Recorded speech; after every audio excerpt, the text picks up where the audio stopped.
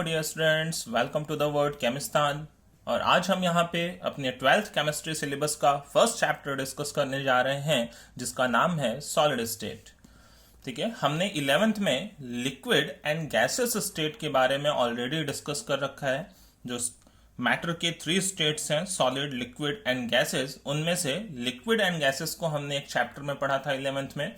ठीक है, जिसको हम स्टेट्स ऑफ मैटर बोलते थे। ठीक है, जो मैटर का थर्ड पार्ट वहां पे था सॉलिड स्टेट, वो वहां पे डिस्कस नहीं किया था, तो उसके लिए ही ये 12th में अपना फर्स्ट चैप्टर है सॉलिड स्टेट। तो देखिए, हम जो लिक्विड्स एंड गैसेस थे, लिक्विड्स एंड गैसेस थे, उनको हम क्या बोलते थे? फ्लूइड्स बोलते थे। ठीक है, liquids and gases are called fluids. Fluids क्यों बोलते थे? ठीक है, क्योंकि उनके जो मॉलिक्यूल्स है वो मोशन में होते थे, है ना। गैसेस के जो मॉलिक्यूल्स हैं तो वो बहुत ही ज्यादा रैंडम मोशन करते थे, लिक्विड्स के मॉलिक्यूल उससे कम मोशन करते थे। सॉलिड के मॉलिक्यूल का मोशन बिल्कुल ही क्या होता है? फ्रीज होता है। वो केवल अपने ही पोजीशन पे क्या करते हैं? वाइब्रेट करते रहते हैं, है ना। तो क्या होता है? ऑसिलेट करते रहते हैं। तो जो गैसेस होते हैं उनका जो नेचर होता है, सॉरी, जो सॉलिड्स होते हैं उनका जो नेचर होता है वो क्या होता है? रिजिड होता है। ठीक है, वाइल सॉलिड्स आर रिजिड। ठीक है, सॉलिड्स कैसे होते हैं? रिजिड होते हैं। इनके मॉलिक्यूल फ्लूइड्स के जैसे मोशन में नहीं होते हैं। तो देखिए, आज का जो लेक्चर है ये बिल्कुल बेसिक सा लेक्चर होगा। ठीक है, इसमें हम सॉलिड की बहुत सारी प्रॉपर्टीज को डिस्कस करने वाले हैं। ठीक है, ये फर्स्ट लेक्चर है अपना। तो सॉलिड की जो भी सिंपल सी प्रॉपर्टीज हैं और कितने टाइप के सॉलिड्स होते हैं, like crystalline solid, amorphous solid, उनके बीच में हम डिस्टिंक्शन करेंगे यहाँ पे। तो चलिए फटाफट हम आ जाते हैं general characteristics of solids. I hope आपको गैसेस और लिक्विड के बारे में 11th में सब कुछ पता होगा। ठीक है, तो देखिए, जनरल कैरेक्टरिस्टिक्स की मैं बात करूं, ठीक है, हम एक छोटा सा हेडिंग डाल लेते हैं यहाँ पे, जनरल कैरेक्टरिस्टिक्स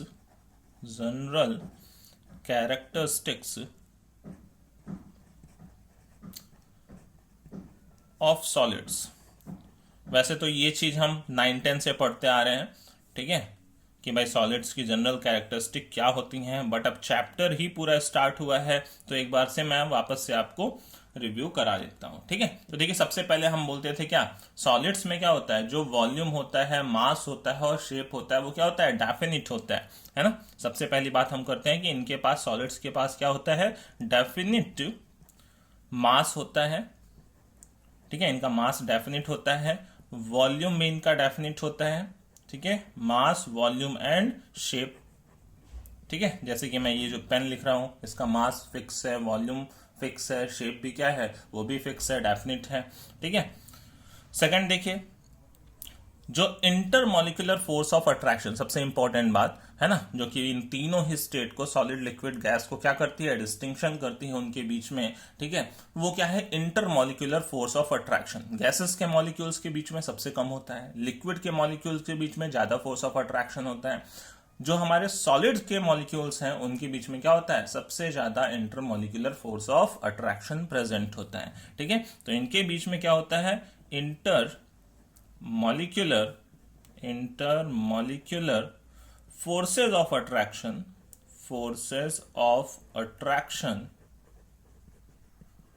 are strong। ठीक है, इनके बीच में strong intermolecular force of attraction होता है। अब ज्यादा फोर्स ऑफ अट्रैक्शन होता है तो जो मॉलिक्यूल्स होते हैं, जो आयंस होते हैं, जो एटम्स होते हैं, वो क्या होते हैं? बिल्कुल पास होते हैं। ठीक है, तो क्या होता है? intermolecular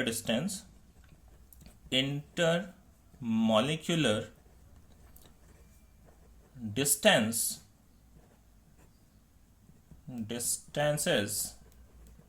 are short। ठीक है, बात समझ रहे हैं? क्योंकि भाई इंटरमॉलिक्यूलर फोर्स ऑफ अट्रैक्शन ज्यादा होगा, तो अट्रैक्शन ज्यादा होगा तो एटम्स, मॉलिक्यूल्स, आयंस बिल्कुल पास होंगे, तो उनके बीच का इंटरमॉलिक्यूलर डिस्टेंस भी क्या होगा? वो छोटा हो जाएगा। तो अब इंटरमॉलिक्यूलर डिस्टेंस के टर्म में बात करते थे तो जस्ट अपोजिट होता था। सॉलिड्स में इंटरमॉलिक्यूलर डिस्टेंस बिल्कुल कम होता है, लिक्विड्स में उससे ज्यादा होता है, गैसेस में सबसे ज्यादा होता है ना। तो अगर मैं बात करूं इंटरमॉलिक्यूलर फोर्सेस की, तो वो इंटरमोलिकुलर फोर्सेस सॉलिड्स में सबसे ज्यादा होता था, उससे कम लिक्विड्स में होता था, उससे कम गैसेस में होता था, है ना। जबकि मैं इंटरमोलिकुलर डिस्टेंस की बात करूं, है ना, तो गैसेस में सबसे ज्यादा इंटरमोलिकुलर डिस्टेंस होता है, फिर लिक्विड में सबसे कम इंटरमोलिकुलर क्या है, सॉलिड में इंटरमोलिकुलर डिस्टेंस, ठीक है, क्योंकि ये जस्ट इनवर्सली प्रोपोर्शनल है एक दूसरे के, intermolecular forces of attraction and intermolecular distance, ठीक है, बात समझ रहे हैं। देखिए नेक्स्ट क्या होता है अपना पॉइंट सॉलिड्स के बारे में, they are incompressible and rigid. They are, ये भी हम बात करते थे छोटी क्लासेस में कि जो सॉलिड्स होते हैं वो इनकम्प्रेसिबल, मतलब उनको बहुत ज्यादा हम, है ना, दबा नहीं सकते हैं, ठीक है। दे आर इनकम्प्रेसिबल, इनकम्प्रेसिबल, ठीक है, एक ये पॉइंट होता था अपना, एंड रिजिड, ठीक है, रिजिड होते हैं। नेक्स्ट जो पॉइंट है देखिए, अब इनके पास जो भी कंस्टिट्यूएंट पार्टिकल्स हैं, कंस्टिट्यूएंट पार्टिकल्स में कौन कौन से होते हैं एक्चुअली, एटम्स होते हैं, आयंस होते हैं, मॉलिक्यूल्स होते हैं। अब एक्चुअली देखिए सॉलिड स्टेट में हमें पढ़ना क्या है पूरे चैप्टर में, देखिए जो भी हमारे पास सॉलिड है उसमें आइदर एटम प्रेजेंट होगा, आइदर एटम्स प्रेजेंट होंगे, ठीक है, एटम्स प्रेजेंट होंगे, और आयंस प्रेजेंट होंगे, ठीक है, एटम्स होंगे और आयंस होंगे और मॉलिक्यूल्स होंगे, ठीक है, मॉलिक्यूल्स। कोई भी सॉलिड बना होगा तो उसमें क्या, आइदर वो एटम से मिलके बना होगा या आयन से मिलके बना होगा या मॉलिक्यूल से मिलके बना होगा। तो इनका जो अरेंजमेंट है ना, इनके अरेंजमेंट को ही हमें क्या करना है, सॉलिड स्टेट में डिस्कस करना है, अरेंजमेंट, ठीक है, हर सॉलिड में किस तरीके से अरेंज है, इनका अरेंजमेंट ही एक्चुअली में हमें इस चैप्टर में मेजरली डिस्कस करना होता है। बाकी थोड़ी बहुत प्रॉपर्टीज भी हैं, बट ज्यादातर जो देखिए इस चैप्टर में हमें डील करना होगा वो the arrangement of atoms, ions और मॉलिक्यूल्स ही एक्चुअली में सॉलिड स्टेट में हमें डिस्कस करना है, ठीक है। क्योंकि कोई भी सॉलिड है वो इनके अलावा तो उसमें कुछ होगा नहीं, आइदर एटम्स होते हैं या आयंस होते हैं या मॉलिक्यूलर सॉलिड होता है, मॉलिक्यूल से मिलकर बना होता है, बात समझ रहे हैं। तो देखिए इनके जो कंस्टिट्यूएंट पार्टिकल्स होते हैं, है ना, नेक्स्ट पॉइंट की बात करता हूं, their constituent particles, their constituent particles. अब वो कौन कौन से कंस्टिट्यूएंट पार्टिकल्स हो सकते हैं, मैंने आपको बता दिया, इधर एटम्स हो सकते हैं, ठीक है, और आयंस हो सकते हैं, ठीक है, और मॉलिक्यूल्स हो सकते हैं, और मॉलिक्यूल्स, ओके। तो ये क्या होते हैं, have fixed positions, have fixed positions, have fixed positions, उनकी पोजीशन क्या होती है, फिक्स होती है, फिक्स्ड पोजीशंस, ठीक है। And they can, and can only oscillate about their mean position, ठीक है, वो केवल अपने मीन पोजीशन के अराउंड क्या करते रहते हैं, ऑसिलेट करते रहते हैं, ठीक है, मीन पोजीशन, बात समझिए। तो ये सॉलिड्स की कुछ जनरल कैरेक्टरिस्टिक्स थी, है ना, इनको हम 9, 10, 11 से पढ़ते आ रहे हैं कि सॉलिड्स में ऐसी प्रॉपर्टीज प्रेजेंट होती हैं, ठीक है, बात समझ रहे हैं। तो अब देखिए हम आ जाते हैं टाइप्स ऑफ सॉलिड को डिस्कस करते हैं, ठीक है, सॉलिड कितने टाइप का होता है, ठीक है। सॉलिड्स के टाइप को देखिए अगर, तो देखिए दो तरह के सॉलिड्स की हम बात करते हैं, crystalline solids and amorphous solids. तो देखिए हम सबसे पहले एक छोटी सी हेडिंग डालते हैं टाइप्स ऑफ सॉलिड की, टाइप्स ऑफ सॉलिड्स। मैं आपको साइड बाय साइड कंपेयर करके दिखाऊंगा यहाँ पे कि क्रिस्टलाइन सॉलिड में क्या होता है और एमॉर्फस सॉलिड में क्या होता है, ठीक है। तो हम एक कॉलम ही ड्रॉ कर लेते हैं यहाँ पे, ठीक है, मैं क्रिस्टलाइन एमॉर्फस ऊपर अलग से नहीं लिखता हूँ, ठीक है। तो देखिए हमारे पास यहाँ पे दो कॉलम है, इस साइड में मैंने एक सॉलिड के टाइप को लिया हुआ है जिसको हम बोलते हैं क्रिस्टलाइन, क्रिस्टलाइन, ठीक है, और दूसरे साइड मैंने सॉलिड के दूसरे टाइप को लिया हुआ है जिसको बोलते हैं एमॉर्फस। ये बहुत ही इंपॉर्टेंट सॉलिड के टाइप्स हैं, क्रिस्टलाइन एंड एमॉर्फस। आपने कई जगह पे क्रिस्टलाइन सॉलिड्स का नाम सुना भी होगा, ठीक है, लोअर स्टैंडर्ड में भी होता है कि ये क्रिस्टलाइन सॉलिड है, क्रिस्टल्स हैं, ठीक है, जबकि ये एमॉर्फस है। तो देखिए इन दोनों में डिफरेंस क्या होता है, ये टाइप्स ऑफ सॉलिड में क्रिस्टलाइन कौन से सॉलिड्स होते हैं एंड एमॉर्फस कौन से सॉलिड्स होते हैं, वो मैं आपको बताता हूं। तो देखिए, क्रिस्टलाइन सॉलिड्स में हमने कहा कि सॉलिड किससे बना हुआ है, एटम से, आयन से या मॉलिक्यूल से। तो जो अरेंजमेंट होता है उनका, है ना, किसी भी सॉलिड के स्ट्रक्चर की बात करूं तो उसमें ये एटम्स अरेंज होंगे या आयंस अरेंज होंगे या मॉलिक्यूल्स अरेंज होंगे। तो इनका जो अरेंजमेंट है थ्री डायमेंशनल फील्ड में, अगर वो बिल्कुल सिस्टमेटिक है ना, वो एक रेगुलर पैटर्न को फॉलो कर रहा है, थ्री डायमेंशन में जो एटम्स, आयंस, मॉलिक्यूल हैं वो बिल्कुल एक रेगुलर पैटर्न में अरेंज्ड है, बिल्कुल ऑर्डर्ड एंड सिस्टमेटिक अरेंजमेंट है एटम्स का, ठीक है। जैसा इधर देखने को मिल रहा है वैसा यहाँ पे, वैसा वहां पे, वैसा वहां पे, वैसा यहाँ पे, बात समझ रहे हैं। तो उसको हम बोलते हैं क्रिस्टलाइन सॉलिड्स, ठीक है। तो मैं सबसे पहले पॉइंट की बात करता हूँ, क्रिस्टलाइन सॉलिड में क्या होता है, द अरेंजमेंट ऑफ, ये सारे पॉइंट्स यहाँ पे जो भी डिफरेंस के हैं वो याद रखिएगा, बहुत ही इंपॉर्टेंट होते हैं एग्जाम के लिए, ठीक है। The arrangement of constituent particles, ठीक है, कंस्टिट्यूएंट पार्टिकल्स। अब वो कंस्टिट्यूएंट पार्टिकल्स वही एटम्स, आयंस और मॉलिक्यूल्स,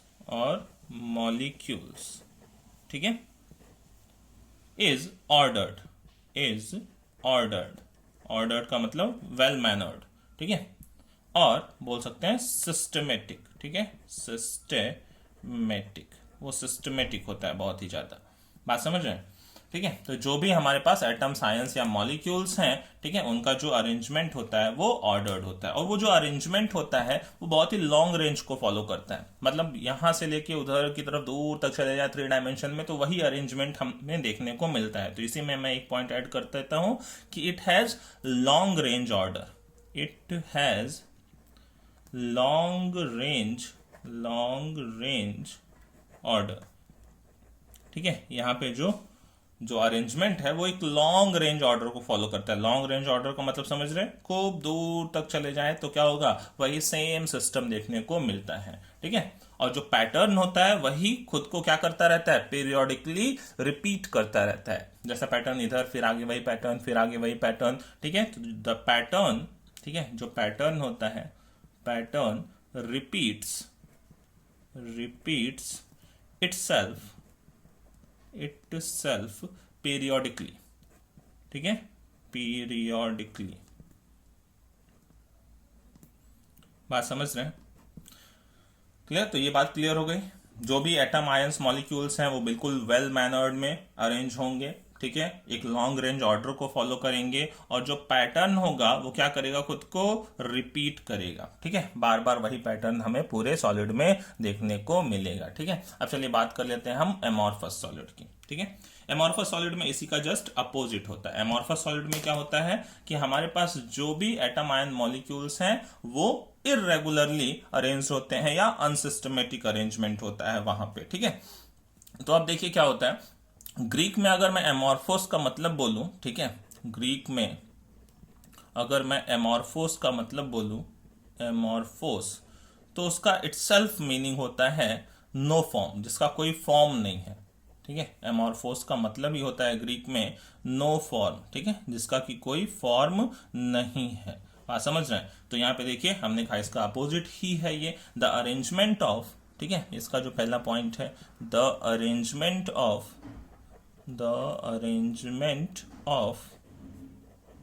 constituent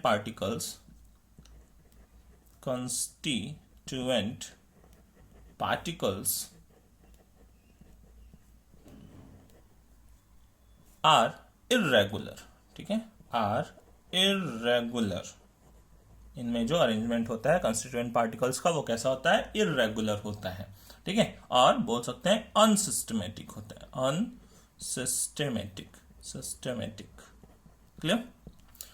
अब देखिए ये लॉन्ग रेंज ऑर्डर को फॉलो करते थे, ये एक शॉर्ट रेंज ऑर्डर को फॉलो करते हैं। जैसे मतलब इनमें भी ऐसा नहीं है कि अरेंजमेंट बिल्कुल ही खराब होता है, लेकिन कुछ दूरी तक ही दिखाई देता है। जैसे थोड़ी दूर में क्या होगा, अच्छा अरेंजमेंट होगा, ठीक है, एक मैनर्ड अरेंजमेंट देखने को मिलेगा, ठीक है, बट वो बहुत ज्यादा लॉन्ग रेंज को फॉलो नहीं कर पाता है, बहुत दूर तक वही सेम अरेंजमेंट देखने को नहीं मिलता है। फिर आगे क्या होता है, जो अरेंजमेंट होता है वो डिस्टर्ब हो जाता है, फिर दूर कहीं चल के फिर एक शॉर्ट रेंज में हमें एक वेल मैनर्ड ऑर्डर देखने को मिलता है, ठीक है। तो इनका जो रेंज होता है वो काफी शॉर्ट होता है, तो इसलिए हम इसको बोलते हैं कि it has short range order, ठीक है। यहां पे हम बोलते हैं इनमें कि it has short range order, वहां पे लॉन्ग रेंज ऑर्डर था और यहां पे शॉर्ट रेंज ऑर्डर होता है। बात समझ रहे हैं, शॉर्ट रेंज ऑर्डर होता है। नेक्स्ट देखिए, इसमें हमने कहा था कि पैटर्न खुद को रिपीट करता है, ठीक है। यहां पे पैटर्न रिपीट करता तो है, बट वो भी क्या है, एक छोटे डिस्टेंस में रिपीट करता है, ठीक है। बहुत ज्यादा दूर तक हमें वो पैटर्न देखने को नहीं मिलने वाला है, ठीक है। तो यहां पे हम लिख सकते हैं कि जो पैटर्न है, पैटर्न इज ऑब्जर्व्ड, ठीक है, pattern is observed short distance only over short pattern is observed over short distance only, distance only। बात समझ गए, ठीक है। तो ये हमारे पास क्या है, दो तरह के सॉलिड्स हैं, क्रिस्टलाइन एंड एमॉर्फस। क्लियर। अब देखिए मैं आपको अगर एग्जांपल दो, सिंपल सा एग्जांपल यहाँ पे, ठीक है। तो एग्जांपल के लिए मैं एक छोटा सा यहाँ पे लिख रहा हूँ आपके लिए नीचे, फिर मैं आता हूँ सेकंड पेज पे, ठीक है। जैसे मैं बात करता हूँ फॉर एग्जांपल कौन कौन से सॉलिड्स क्रिस्टलाइन होते हैं, तो देखिए जितने भी हमारे पास ज्यादातर मेटल्स हैं, ऑल द मेटालिक एलिमेंट्स, ठीक है, all metallic elements, all metallic elements, ठीक है। मेटालिक एलिमेंट्स जैसे कि आयरन हो गया, कॉपर हो गया, सिल्वर हो गया, ठीक है, आयरन, कॉपर, सिल्वर एटसेट्रा, ठीक है। तो ये सब क्या है, ये सब हमारे पास क्रिस्टलाइन सॉलिड्स होते हैं, ठीक है। इसके अलावा देखिए जो नॉन मेटालिक एलिमेंट्स हैं, ठीक है, non metallic elements, non metallic elements की बात करूं, ठीक है, नॉन मेटालिक एलिमेंट्स में जैसे कि हमारे पास सल्फर हो गया, फॉस्फोरस हो गया, आयोडीन हो गया एटसेट्रा, ये सब क्या है, ये सब भी क्रिस्टलाइन सॉलिड्स होते हैं, ठीक है। इसके अलावा देखिए हमारे पास क्या, बहुत सारे आयनिक कंपाउंड्स, ठीक है, एंड कंपाउंड्स में कौन कौन से, जैसे आयनिक सॉलिड्स बहुत सारे होते हैं, ठीक है, लाइक NaCl ले लिया, sodium chloride, zinc sulphide, calcium fluoride, ठीक है। तो इन सब में क्या होता है, इसके अलावा देखिए कुछ बड़े मॉलिक्यूल्स, नैफ्थलीन जैसे ले लिया, ठीक है, नैफ्थलीन, ठीक है। इसके अलावा देखिए क्वार्ट्ज ले लिया, ठीक है, क्वार्ट्ज, ये सब क्या होते हैं, ये सब क्रिस्टलाइन सॉलिड्स होते हैं। बात समझ रहे हैं, एटसेट्रा लिख देते हैं आगे, बहुत सारे हैं इस चैप्टर में, हमें बहुत सारे क्या देखने को मिलने वाले हैं, क्रिस्टलाइन सॉलिड्स देखने को मिलने वाले। एक्चुअली में क्या है, हमें इस चैप्टर में जो डिस्कस करना है वो क्रिस्टलाइन सॉलिड्स को ही डिस्कस करना है, ठीक है। एमॉर्फस सॉलिड को इस चैप्टर में डिस्कस नहीं करना है। क्लियर है। इस चैप्टर में हमें जो भी, क्योंकि हमें इस चैप्टर में मैंने ऊपर ही कहा कि एटम्स, आयंस और मॉलिक्यूल्स का अरेंजमेंट देखने का देखने का है, ठीक है। तो अगर मैं कहूं तो अरेंजमेंट किस में है भाई, सिस्टमेटिक ऑर्डर किस में है, वो क्रिस्टलाइन सॉलिड्स में है। तो स्टडी भी किसको करेंगे, फिर उसी को करेंगे, क्योंकि यहाँ पे तो कोई फॉर्म ही नहीं है, कोई सिस्टम ही नहीं है, तो फिर स्टडी करने का मतलब ही नहीं है। बात समझ रहे हैं। अब देखिए एमॉर्फस का मैं अगर एग्जाम्पल दूं तो एमॉर्फस के एग्जाम्पल में बहुत ही इंटरेस्टिंग से एग्जाम्पल्स हैं, आप याद रखिएगा, ठीक है। ग्लास, रबर और प्लास्टिक, ठीक है। यहाँ पे मैं अगर एग्जाम्पल की बात करूं, फॉर एग्जाम्पल, ठीक है, तो जो ग्लास है, ग्लास भी एमॉर्फस सॉलिड होता है, ठीक है। वैसे तो वो एक्चुअली में सुपर कूल लिक्विड होता है, उसकी बात आगे करेंगे, ठीक है। ग्लास हो गया, रबर हो गया, ठीक है, रबर हो गया, प्लास्टिक्स हो गए, प्लास्टिक्स, पॉलीमर्स, है ना। तो ये सब क्या होते हैं, ये सब एमॉर्फस सॉलिड्स में आते हैं, ठीक है। Glass, rubber, plastic. क्लियर, बात समझ गए। तो चलिए हम अपने नेक्स्ट पॉइंट पे आते हैं। थोड़ा सा इसका स्ट्रक्चर पहले बना देते हैं आपके लिए, ठीक है, कि भाई किस तरीके से, मतलब ये एटम्स, आयंस, मॉलिक्यूल, किस तरीके से हम अरेंजमेंट की बात कर रहे हैं। जैसे क्या है कि किसी भी सॉलिड के अंदर कंस्टिट्यूएंट पार्टिकल्स हैं, सपोज करिए उसमें A और B दो तरह के पार्टिकल्स प्रेजेंट हैं, ठीक है। वो आयंस भी हो सकते हैं, मॉलिक्यूल्स भी हो सकते हैं, एटम्स भी हो सकते हैं, ठीक है। तो अगर मैं बात करूं कि अरेंजमेंट मतलब सिस्टमेटिक, अनसिस्टमेटिक की, ठीक है, तो वो देखिए हम कुछ इस तरीके से बोल रहे हैं कि अगर मैंने सपोज करिए एक A एटम रखा, ठीक है, फिर बी को रखा, फिर ए को रखा, फिर बी को रखा, ठीक है, फिर इधर भी मैंने क्या किया, बी लिया, ए लिया, बी लिया, ए लिया। तो इस तरह से पैटर्न रिपीट है ना, A B, B A, B A, B A. तो यहाँ पे देखिए आपको एक वेल मैनर्ड अरेंजमेंट देखने को मिल रहा है ना, इसी की बात हम कर रहे हैं कि भाई मैं अगर चला जाऊं तो ये एक छोटा सा मैं एक रेपिटेशन मान लूं कि ए बी टाइप का यही चीज क्या हो रहा है, बार बार रिपीट कर रहा है। बात को समझ रहे हैं, ठीक है। तो ये जो अरेंजमेंट है इसी रेगुलरिटी की बात हम कर रहे हैं, ठीक है। थोड़ा सा इसको और आगे बढ़ा देते हैं, ए बी, अब बात समझ के होंगे कि इसी तरीके का क्या होता है, वेल मैनर्ड अरेंजमेंट होता है। जबकि एमॉर्फस सॉलिड्स में ऐसा नहीं होता है। एमॉर्फस सॉलिड्स में क्या होता है, जो अरेंजमेंट होता है वो बड़ा ही है ना डिस्टर्ब्ड होता है, ठीक है। उसमें एटम्स कहीं पे भी प्रेजेंट हैं, स्ट्रक्चर थोड़ी दूर को ही ऑर्डर को फॉलो कर रहा है। तो इस तरीके से क्या होता है, कहीं पे भी एटम्स, आयंस, मॉलिक्यूल्स का अरेंजमेंट प्रेजेंट होता है, ठीक है। इस तरीके से कहीं पे भी एटम्स, आयंस, मॉलिक्यूल्स का जो अरेंजमेंट होता है वो प्रेजेंट होता है। क्लियर है। तो यहाँ पे जो सिस्टम होता है वो बड़ा ही डिस्टर्ब होता है, अनसिस्टमेटिक होता है। क्लियर।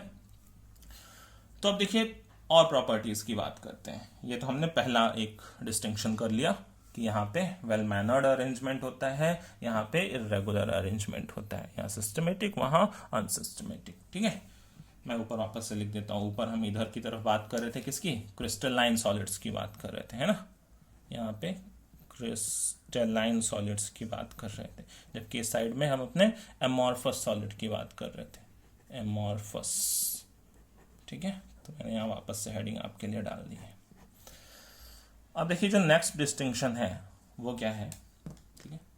इनका जो क्रिस्टलाइन सॉलिड्स होते हैं ये एक डेफिनेट ज्योमेट्री या शेप रखते हैं, ठीक है, एक डेफिनेट ज्योमेट्रिकल शेप रखते हैं। जैसे NaCl है, उसका एक पर्टिकुलर रॉक सॉल्ट स्ट्रक्चर होता है।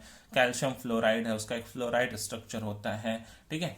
तो इनके क्या होते हैं, कुछ पर्टिकुलर ज्योमेट्रिकल शेप होते हैं, ठीक है। तो इनमें क्या होता है, जो ज्योमेट्रिकल शेप होता है वो डेफिनिट होता है। इनके पास डेफिनिट, ठीक है, डेफिनिट ज्योमेट्रिकल शेप होता है,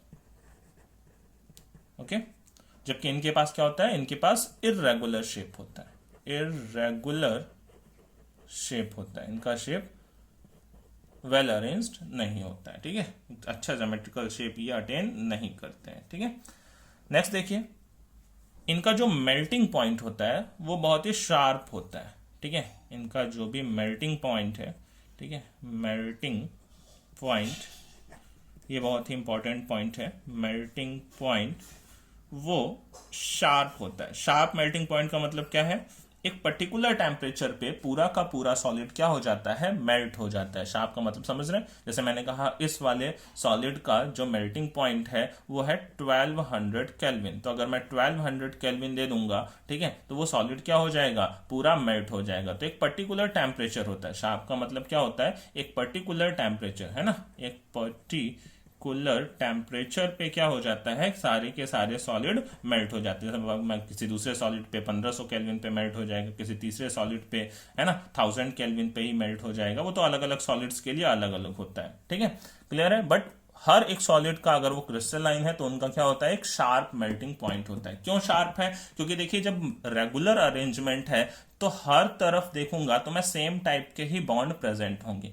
कहीं पे भी बॉन्ड की स्ट्रेंथ कम या ज्यादा नहीं होगी, क्योंकि इधर भी अरेंजमेंट वही है, इस एरिया में भी अरेंजमेंट ये वही है, इस तरफ को भी अरेंजमेंट वही है। तो अगर हर तरफ अरेंजमेंट सेम चल रहा है, ठीक है, तो हर तरफ जो बॉन्ड फॉर्मेशन होगा वो सेम टाइप का होगा। तो हर तरफ जो बॉन्ड की एनर्जी होगी वो सेम टाइप की होगी। तो अगर मैं हीट दूंगा तो हर बॉन्ड क्या होगा, सेम टाइम पे ही ब्रेक करेगा, क्योंकि सबको सेम ही एनर्जी की रिक्वायरमेंट है। बात को समझ गए, क्यों इनका मेल्टिंग पॉइंट शार्प होता है। जबकि यहाँ पे देखिए मेल्टिंग पॉइंट शार्प नहीं होगा। क्यों नहीं होगा, क्योंकि भाई देखिए यहाँ पे क्या है, जो अरेंजमेंट है वो अलग अलग है। तो हर तरफ क्या होगा, जो अट्रैक्शन फोर्सेस की वैल्यू होगी, कोई दूर है कोई पास है, ठीक है, वहां अट्रैक्शन फोर्सेस कहीं कम होंगे कहीं ज्यादा होंगे। तो फिर जब हम हीट करेंगे तो जहां पे अट्रैक्शन फोर्सेस कम होंगे वो बॉन्ड पहले टूटेगा, जहां पे अट्रैक्शन फोर्सेस ज्यादा होंगे वो बॉन्ड लेट टूटेगा, जहां पे और ज्यादा होगा अट्रैक्शन फोर्स वो और देर में टूटेगा। तो मतलब ये सॉलिड्स कैसे होते हैं, पहले हीट करने पे सॉफ्ट होते हैं, फिर है ना और सॉफ्ट होते हैं,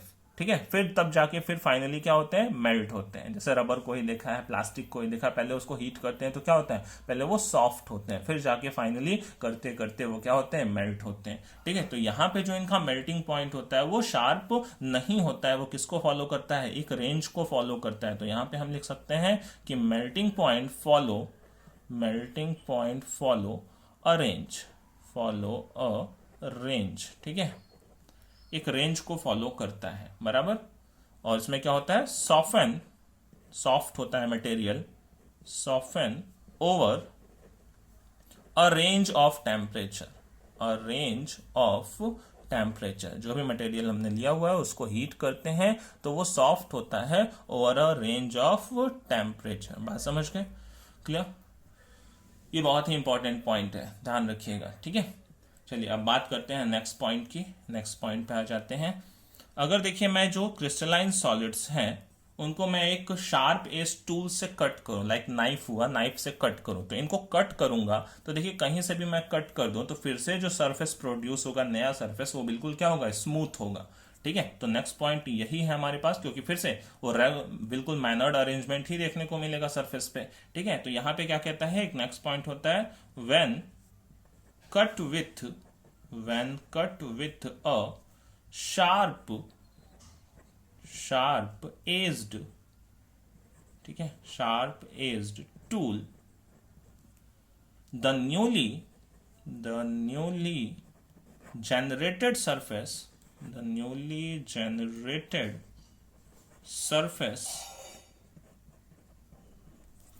are plain and smooth, ठीक है, are plain and स्मूथ। ठीक है, वो क्या होते हैं, प्लेन होते हैं और स्मूथ होते हैं। बात समझ गए। यहां पे जबकि देखिए जो हमारे पास एमॉर्फस सॉलिड होता है उसमें क्या होता है, इररेगुलर सरफेसेस देखने को मिलते हैं। तो मैं यहाँ पे सीधा लिख देता हूँ, ठीक है, ये पूरा पॉइंट नहीं लिखता हूँ। शार्प एज टूल से जब कट करेंगे तो यहाँ पे क्या जनरेट होते हैं, इररेगुलर, ठीक है, सरफेसेस जनरेट होते हैं। बात समझ गए, क्लियर। तो चलिए हम अपने नेक्स्ट पॉइंट पे आ जाते हैं, जो कि very very very important point है। ठीक है, दो टर्म्स आते हैं जिनको हम बोलते हैं एनआइसोट्रॉपिक एंड आइसोट्रॉपिक नेचर। ठीक है, तो चलिए उस पॉइंट को डिस्कस करते हैं। तो देखिए जो क्रिस्टलाइन सॉलिड्स होते हैं वो एनआइसोट्रॉपिक इन नेचर होते हैं। ठीक है, इनका जो नेचर होता है वो हम बोलते हैं ये एनआइसोट्रॉपिक। अब एनआइसोट्रॉपिक का मतलब क्या है वो आपको मैं समझा रहा हूं, पहले लिख देते हैं। एनआइसोट्रॉपिक इन नेचर होते हैं, इन नेचर। ठीक है, अब एनआइसोट्रॉपिक नेचर का मतलब क्या होता है समझिए, कि मैंने कोई भी सॉलिड लिया, ठीक है, उस सॉलिड के डिफरेंट डिफरेंट डायरेक्शन में जा रहा हूं।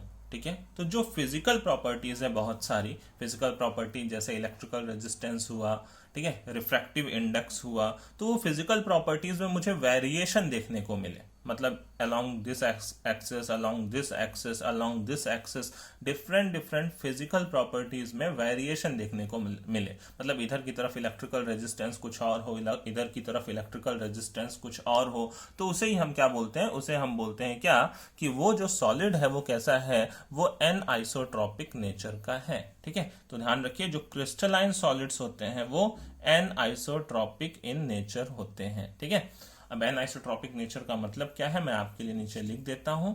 ठीक है, तो एन आइसोट्रॉपिक का मतलब ये है कि जो फिजिकल प्रॉपर्टीज होती हैं, फिजिकल प्रॉपर्टीज, ठीक है, प्रॉपर्टीज शो डिफरेंट वैल्यूज, ठीक है, वैल्यूज along different directions,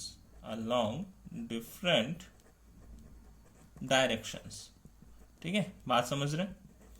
अब आप सोचेंगे कि भाई इसमें तो रेगुलर अरेंजमेंट था, जो क्रिस्टलाइन सॉलिड्स थे इनमें जो अरेंजमेंट था वो तो बिल्कुल रेगुलर था, तो फिर डिफरेंट डिफरेंट डायरेक्शन में फिजिकल प्रॉपर्टीज वेरी क्यों कर रही हैं? तो ध्यान दीजिए वो रेगुलर अरेंजमेंट ही एक्चुअली में ये, ठीक है, एनआइसोट्रॉपिक नेचर हमें प्रोवाइड कर रहा है, क्योंकि देखिए बहुत ही ज्यादा रेगुलर अरेंजमेंट है। तो देखिए इस एक्सिस पे अगर हम चले जाएं, तो इस एक्सिस पे अगर हम चले जाते हैं, ठीक है, ये वाली एक्सिस को फॉलो करते हैं, तो देखिए इसमें बी ए ऐसे एटम्स मिल रहे हैं या आयंस मिल रहे हैं। अब देखिए अगर मैं इस एक्सिस पे चला जाऊं तो केवल कौन मिल रहा है? केवल ए वाले एटम से आयंस मिल रहे हैं। जबकि मैं इस एक्सिस पे चला जाऊं तो इस पे कौन मिल रहा है? ओनली बी वाले एटम्स आयंस मिल रहे हैं।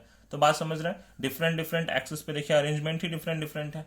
ओवरऑल अरेंजमेंट तो सिस्टमेटिक है, लेकिन अलग अलग एक्सिस पे मैं अगर चला जाता हूं तो एटम्स क्या है? सेम टाइप के प्रेजेंट नहीं है वहां पे, ठीक है। तो अब डिफरेंट डिफरेंट डायरेक्शन में मैं जाऊंगा तो जो फिजिकल प्रॉपर्टीज होंगी वो क्या करेंगी?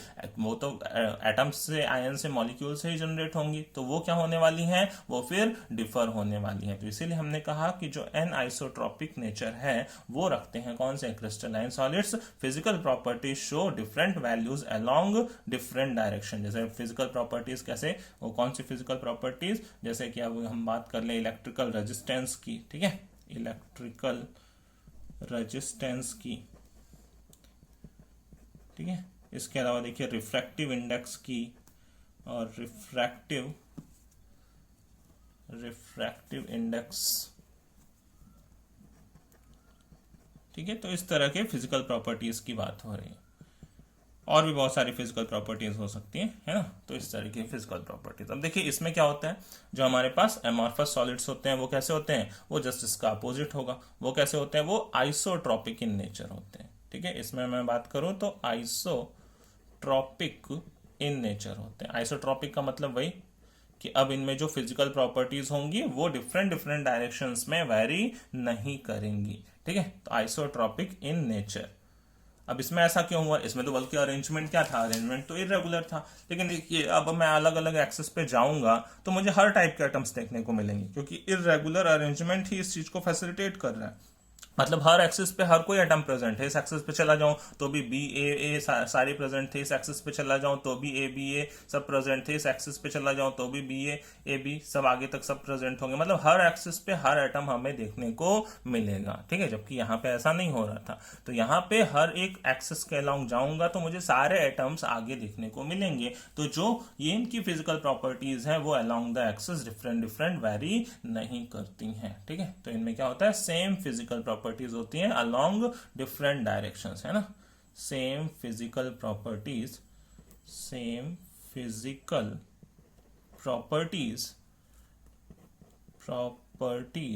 ठीक है, अलोंग डिफरेंट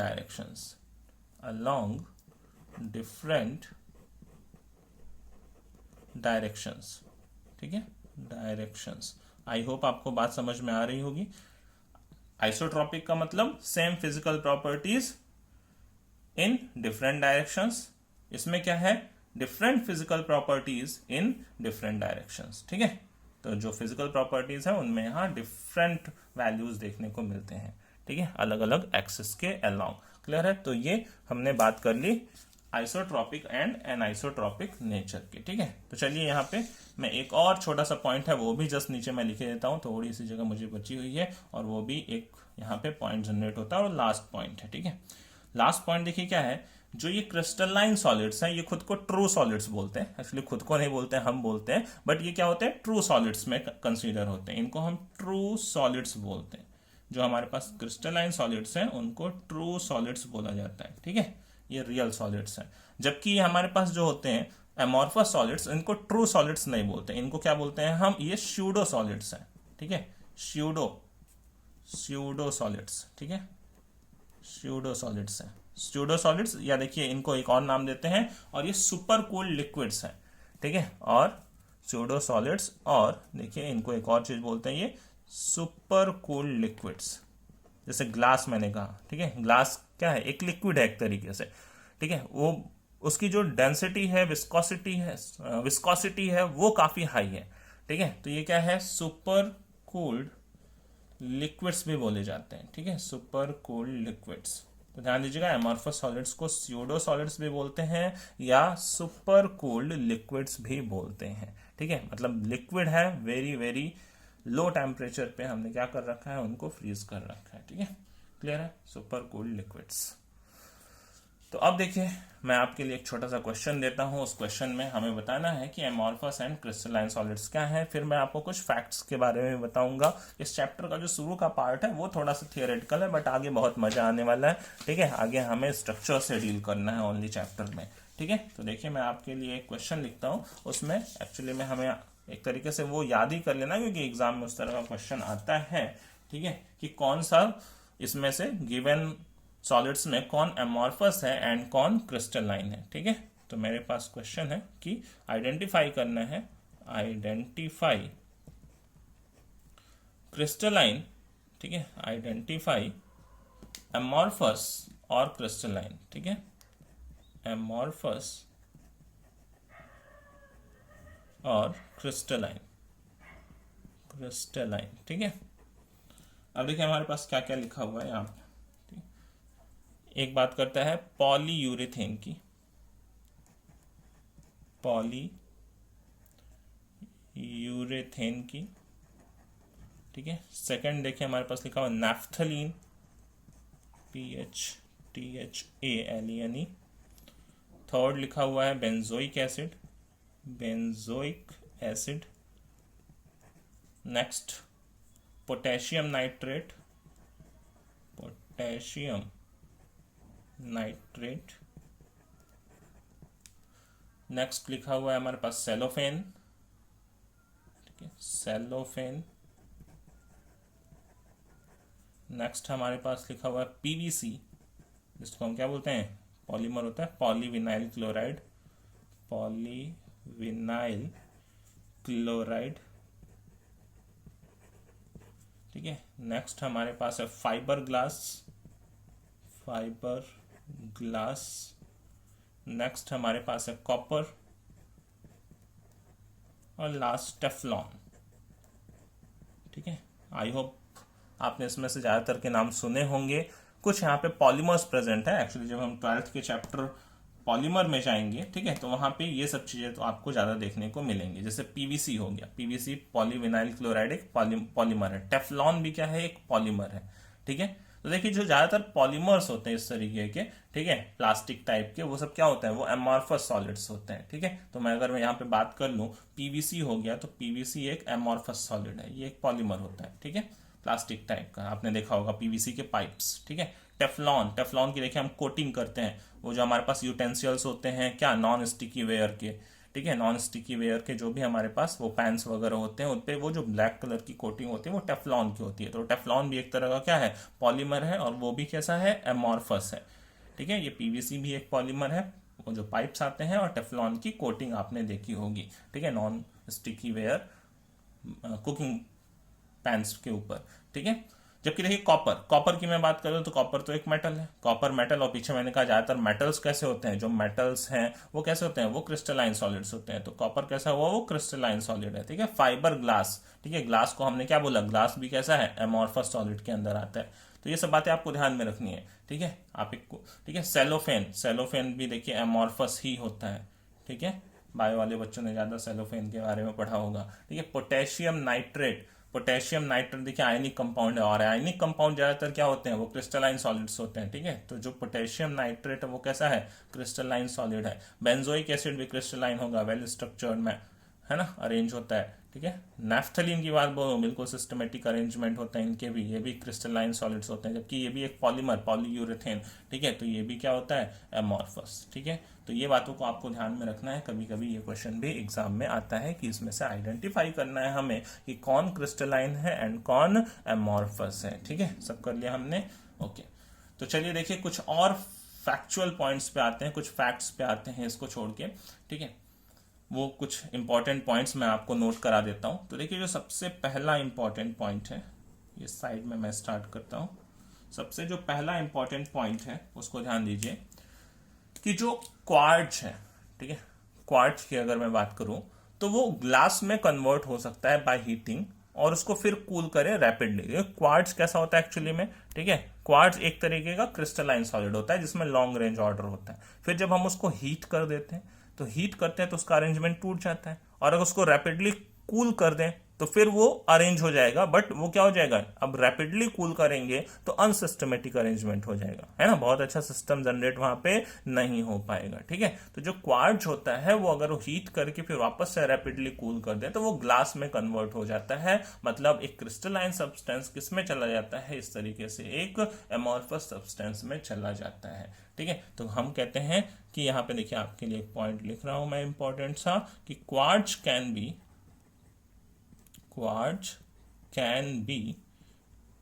कन्वर्टेड, ठीक है, quartz can be converted into glass by heating and then cooling it rapidly। ध्यान दीजिए रैपिडली, है ना, क्योंकि अचानक से कूल करेंगे, धीरे धीरे कूल करेंगे तो वापस से क्या होगा, फिर से वो वेल मैनर्ड अरेंजमेंट स्टैब्लिश कर लेगा। तो अगर मैं रैपिडली कूल करता हूं किसी भी चीज को तो जो एटम्स मॉलिक्यूल्स जहां पे भी हैं वहां पे तुरंत वो क्या हो जाएंगे, फ्रीज हो जाएंगे, ठीक है, बात समझ रहे हैं। तो यहां पे देखिए क्वार्ट्ज में क्या होता है, क्वार्ट्ज में जो कंस्टिट्यूएंट पार्टिकल्स होते हैं, सीपी लिख दे रहा हूं मैं शॉर्ट में, कंस्टिट्यूएंट पार्टिकल्स क्या होते हैं, हैव लॉन्ग रेंज ऑर्डर, है ना, उनमें लॉन्ग रेंज ऑर्डर होता है, वो लॉन्ग रेंज ऑर्डर को फॉलो करते हैं। जबकि ग्लास में क्या हो जाता है, ग्लास में जो कंस्टिट्यूएंट पार्टिकल्स हैं वो शॉर्ट रेंज, रैपिडली कूल कर लिया, अब ग्लास का जनरेशन हो गया, तो जो कंस्टिट्यूएंट पार्टिकल्स होते हैं वो क्या होते हैं, हैव शॉर्ट रेंज ऑर्डर, ठीक है, उनके पास शॉर्ट रेंज का ऑर्डर होता है, शॉर्ट रेंज ऑर्डर, बहुत ही ज्यादा सिस्टमेटिक नहीं होते हैं। ग्लास कैसा है, अमॉर्फस है, क्वार्ट्ज कैसा है, क्रिस्टलाइन है, बात समझ गए, ठीक है। तो यहां पे देखिए मैं एक और नीचे छोटा सा पॉइंट लिखता हूं, सेकंड पॉइंट, ये भी बहुत ही इंपॉर्टेंट है, कि जो अमॉर्फस सॉलिड्स होते हैं उनको अगर हम हीट करें किसी पर्टिकुलर टेम्परेचर पे तो वो भी किस में कन्वर्ट हो जाते हैं, वो क्रिस्टलाइन में कन्वर्ट हो जाते हैं, ठीक है, वो क्रिस्टलाइन सॉलिड्स में बदल जाते हैं, ठीक है। तो कहता है ऑन हीटिंग, ये नेक्स्ट पॉइंट है, सेकंड पॉइंट, ठीक है, वो एक पहला फैक्ट मैंने लिखा था, ये सेकंड देखिए, on heating amorphous solids become crystalline, ठीक है, जो amorphous solids होते हैं वो क्रिस्टलाइन हो जाते हैं एट सम टेम्परेचर, ठीक है, एट सम टेम्परेचर, बात समझ रहे हैं। देखिए इसका मैं आपको एग्जांपल देता हूं कि कुछ जब जैसे ग्लास मटेरियल्स मिलते हैं हमको एंशिएंट सिविलाइजेशन से, तो वो कैसे हो जाते हैं, मिल्की हो जाते हैं, ठीक है, वो मिल्की क्यों हो जाते हैं, क्योंकि भाई उनके अंदर क्रिस्टलाइन नेचर आ जाता है, ठीक है। तो मैं इसका एक एग्जांपल यहाँ पे आपके लिए लिखता हूं, ठीक है, एग्जांपल में सम ग्लास, ये भी क्वेश्चन कभी कभी एग्जाम में आता है कि भाई वो ग्लास मटेरियल मिल्की क्यों हुआ, ठीक है। तो some glass objects from ancient civilization,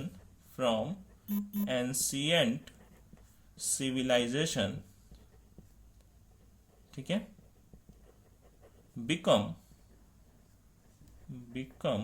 milky, ठीक है, वो मिल्की अपीयरेंस का हो जाता है, become milky in appearance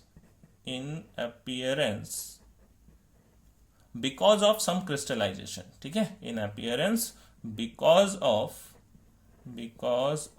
some crystallization, ठीक है, बात समझ रहे हैं, वो उसके अंदर क्रिस्टलाइजेशन हो जाता है, ठीक है, ये सेकंड पॉइंट आपका हो गया। फिर देखिए मैं एक थर्ड पॉइंट की बात करूं, लास्ट थर्ड पॉइंट भी बहुत ही इंपॉर्टेंट है, वो भी एग्जाम में काफी पूछा जाता है, ठीक है, ये तो छोटे छोटे क्वेश्चंस हैं, ठीक है। ये थर्ड पॉइंट देखिए मैं आपके लिए यहाँ पे लिख रहा हूं, देखिए बहुत ही ओल्ड बिल्डिंग के जो ग्लास पेन्स होते हैं, जैसे ग्लास हमने क्या कहा, एक सुपर कूल्ड लिक्विड है, तो ड्यू टू ग्रेविटी अगर मैंने ग्लास लिया हुआ है तो उसके जो पार्टिकल्स हैं, ठीक है, उसके जो मॉलिक्यूल्स हैं वो फ्लो करके नीचे आते रहते हैं हीट की वजह से, जैसे सनलाइट पड़ती है तो क्या है, वो फ्लो कर रहे हैं डाउनवर्ड ड्यू टू ग्रेविटी, क्योंकि ग्लास क्या है, हमने कहा एक सुपर कूल्ड लिक्विड है एक्चुअली में, जिसकी विस्कोसिटी बहुत ज्यादा है, ठीक है, बात समझ रहे हैं। तो देखिए जो ग्लास पेन्स होते हैं, ठीक है, glass panes fixed to windows, fixed to windows, जो विंडोज वगैरह में लगाए जाते हैं, ठीक है, और डोर्स, और डोर्स ऑफ ओल्ड बिल्डिंग्स, है ना, भाई नया नया नहीं, क्योंकि नया नया तो ग्लास तो अभी तुरंत बना ही है, तो ओल्ड बिल्डिंग्स में अगर देखें, ऑफ ओल्ड बिल्डिंग्स, ठीक है, कोई भूतिया घर है बहुत पुराना है, ओल्ड बिल्डिंग्स, क्लियर। तो ओल्ड बिल्डिंग्स में अगर देखें तो क्या कहता है, are found to, are found to slightly thicker, slightly thicker, SLIGSTLY, है ना, slightly thicker at the bottom, at the bottom, जो वो ग्लास है वो क्या हो जाता है ना, बॉटम की साइड में, ठीक है, एट द बॉटम, ठीक है, वो क्या हो जाता है, थिक हो जाता है, then at the top, then at the top, top के कंपैरिजन में ऊपर की तरफ वो ग्लास थोड़ा पतला होगा, नीचे की तरफ जाएंगे बॉटम की साइड में तो वो ग्लास मोटा हो जाएगा, क्योंकि मॉलिक्यूल्स क्या कर चुके हैं, नीचे की तरफ फ्लो करके नीचे आ चुके हैं, ठीक है। तो ऐसा हुआ क्या, glass flows down very slowly, ठीक है, glass flows down very slowly, very slowly, ठीक है। सुपर कूल्ड लिक्विड है ग्लास, क्या है, एक सुपर कूल्ड लिक्विड है, बात समझ रहे हैं, इसकी विस्कोसिटी बहुत ज्यादा है, क्लियर। तो आज का लेक्चर हम यहीं पे फिनिश करते हैं, नेक्स्ट लेक्चर में हम आएंगे और उसमें फिर हम अरेंजमेंट की बात स्टार्ट करेंगे कि सॉलिड में एटम, साइंस, मॉलिक्यूल किस तरीके से अरेंज्ड है। तब तक के लिए पढ़ते रहिए, टेक केयर।